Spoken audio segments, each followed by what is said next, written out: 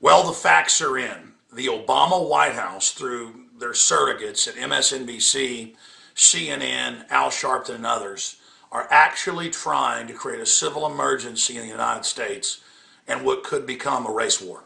I've been watching this Trayvon Martin thing in the last month and seeing Obama, coming out and saying, looks like my son, and Al Sharpton calling for civil disobedience, and Spike Lee, twittering where somebody's house is, sending out a tweet. The new Black Panther Party saying send in a 10,000 man group, arrest him. All these threats. Sharpton saying, do you want violence? Thank God the NAACP understands what's happening. The former head of it has come out and said this is going to create more division. It's incredible. Whatever really happened with Trayvon Martin, the system is using this as a giant diversion and distraction. Now, listen, if there is violence, people like Sharpton are responsible, and so is MSNBC. MSNBC, Hardball has come and interviewed me in Austin, Texas, and all they ask me is, aren't you worried what you talk about is going to cause violence? And I'm talking about lower taxes, national sovereignty, ending all these wars, getting rid of the Patriot Act. And I'm like, no. And they're like, okay, well, when there's violence, it's your fault. Nightline, all of them have said this. I never even talk about violence. Meanwhile, it's MSNBC race baiting. Every time I turn the television on, or at the office studios, we've got 4 TVs on, different cable networks, and that's all any of them talk about. But the race baiting is so cartoonish under the name of trying to stop racism and division. They are trying to stir this country up because Obama can't give people free cars and free houses like he promised people he would in all those famous speeches when he was running 4 years ago. And so now it's just about, hey, let's hate whitey. Listen, white people elected Barack Obama. And I'm sick and tired of hearing how I'm a white devil and how I'm bad. But that's a side issue. The system, the elite are trying to divide and conquer. They want to play the American people off against each other. It's that simple. And if you go back to Obama, when Odinga, his cousin in Kenya, didn't win the election, we've got those communiques that are public where Obama was telling Odinga, well, just stir up political riots and then they'll give you a spot in the government. And they did. They created a prime ministership for him. And so as we go into the election, as Obama activates the NDAA to secretly arrest Americans as they get ready for civil emergency, as he changes the old defense acts in case we're hit by nukes to say any emergency, including economic or the threat of an emergency, as he sets up all these control systems, I always thought of Obama as a pure puppet who would probably just amass power but still leave office.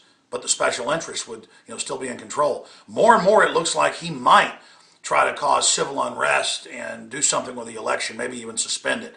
I'm not saying that's going to happen, but it could. Undoubtedly, they're trying to start a race war. Even here in Austin, they're having big protests every day, and it's about how whites are evil. And the media, the big corporate media that when a cop shoots a black guy in the back, says it's okay, is choosing to grab this and hype it up to get everybody at each other's throats. Let me show you a few of these articles right here. Look at this one. Civil rights leaders condemn Sharpton's call for escalated civil disobedience. That's the NAACP. That's some good news. There's this incredible video here. MSNBC has race baiting meltdown. Go watch it for yourself. It is unbelievable. That link's up on Drudge Report from Breitbart.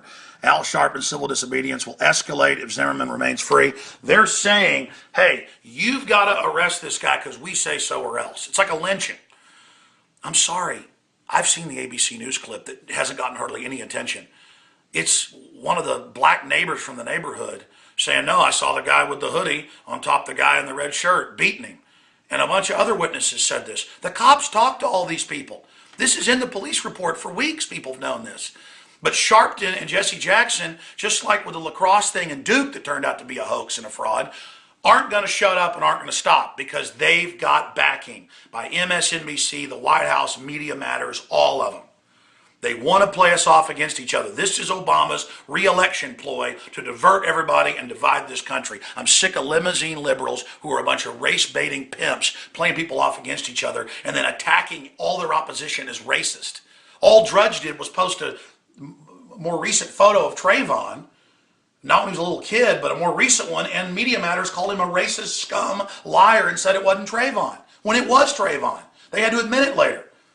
I mean, these people are out of control. We need to live together in peace. Can't we all just get along? Because I guarantee you all this isn't going to cause that. Let's stop this race war now before it gets out of control. Okay? A race war could start over this. I'm Alex Jones, reporting for Infowars.com. We'll cover it more on the radio tomorrow on the Sunday show and back on the weekday show.